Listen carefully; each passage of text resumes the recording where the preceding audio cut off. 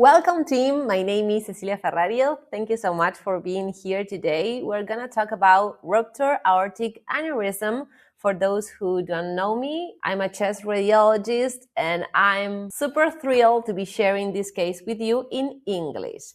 So a little bit of patient information. His past medical history is arterial hypertension and a known abdominal aortic aneurysm. The symptoms he presented were sudden onset of abdominal pain with no hemodynamic instability at presentation. He came to the ER, and with those symptoms, we decided to perform an CT angiography.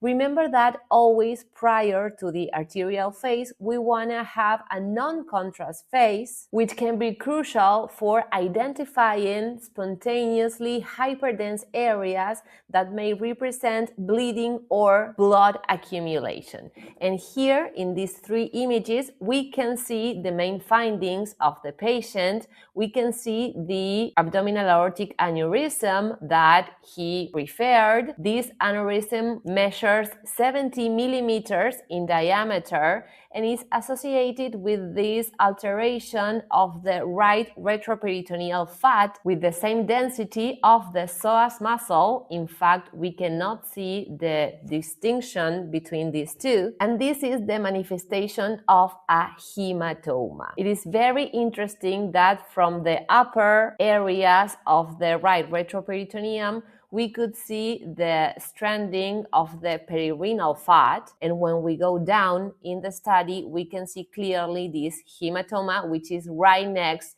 to the right aortic wall. We continue to go down in the study, and here we have some cuts at the level of the pelvis. We can clearly see this blood accumulation, this retroperitoneal hematoma, here at the level of the common iliac arteries. But then when we see the posterior peritoneal recess, we can identify that there is no blood inside the peritoneal cavity. And this is a really important finding because you are seeing blood inside the retroperitoneum, but you're not seeing blood inside the peritoneal cavity. And that is because the aneurysm generated a rupture of the posterior aortic wall and not the anterior aortic wall. And that, of course, is super helpful information for the physicians. After the non-contrast acquisition, we had an arterial phase acquisition with, of course, intravenous contrast.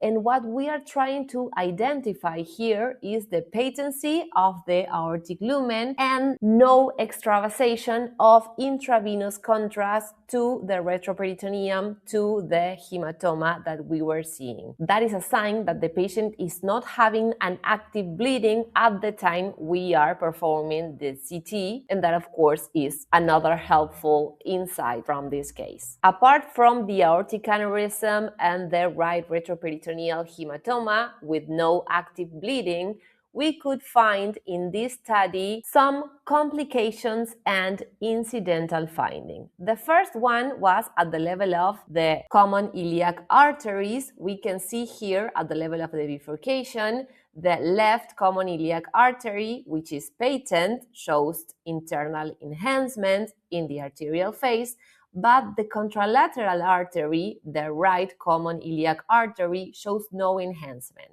And as we go down in the study, we can see this more clearly. Here you have the right iliac common artery, no enhancement inside, and the left shows the enhancement. Here at the level of the external iliac artery, we can see that the one in the left is patent, meanwhile the right one is occluded. This is a sign of vascular occlusion, left patent, right occluded, and then right down the origin of the right epigastric artery, we can see the artery patent again. This, of course, helpful information for the physicians. And now another incidental finding, because this case was very complex. We can see how this focal lesion in the anterior portion of the right kidney is seen, non-contrast, some calcification intense heterogeneous enhancement in arterial phase, and you can see some necrotic areas during the venous phase. And one of the most interesting things that we can identify in DCT is this pathological tissue extending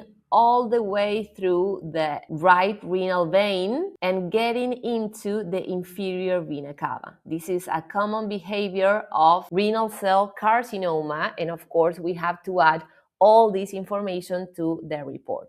But the patient had another incidental finding during the non-contrast acquisition. We could not see this, but after the intravenous contrast administration during the arterial phase, we can start seeing this irregularity in the apex of the left ventricle.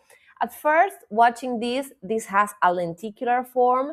Maybe you can think this is a myocardial pathology because the density is quite similar, but after that we had a venous phase. You can see that the enhancement is very different. In fact, you have a density in the myocardium and a lower density inside this that I interpreted as a thrombus in the apex of the left ventricle, maybe in association with an area of myocardial infarction, which is very frequent to see in patients that has vascular pathology. So, differential diagnosis in this case, we need to think about inflammatory abdominal aortic aneurysm, periaortic soft tissue with fibrosis around the aorta, associated with elevated inflammatory markers. Of course, this might be a very different clinical scenario. Another differential diagnosis that we need to keep in mind is intramural hematoma. We will see the typical crescentic high attenuation thickening of the aortic wall on non-contrast CT. That is another reason why we need the non-contrast acquisition inside the CT angiography. And in this case, we will not see an intimal flap.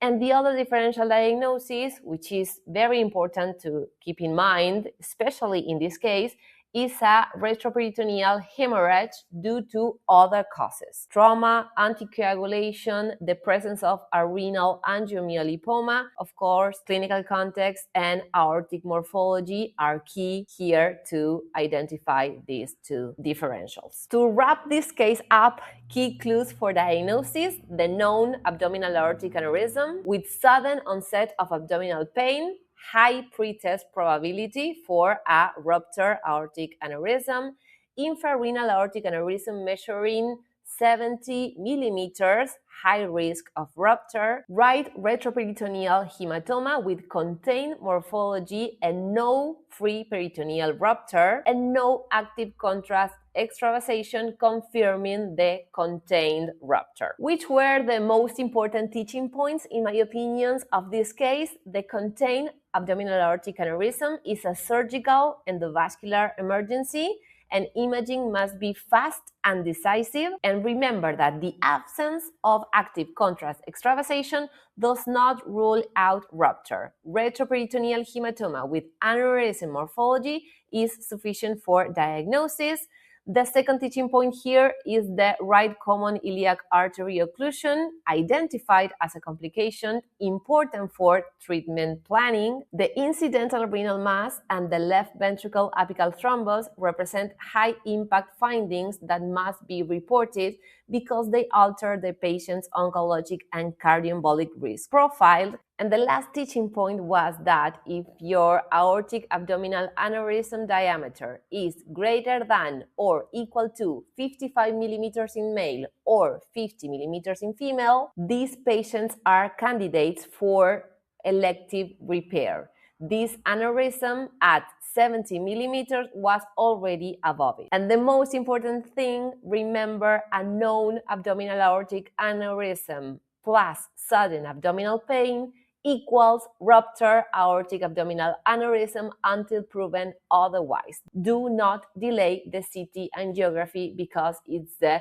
gold standard for the diagnosis of this pathology, and it gives us a lot of information that is super helpful for the treatment planification. Thank you so much for reaching to the end of this video. I hope you have good information for your practice. If you like this space, you can read more about Radiology Beyond Borders here. I hope you join us in the community. If you would like to do this with me, send me an email. We can prepare the case together so that you can also share your knowledge in English. Thank you so much and see you the next time.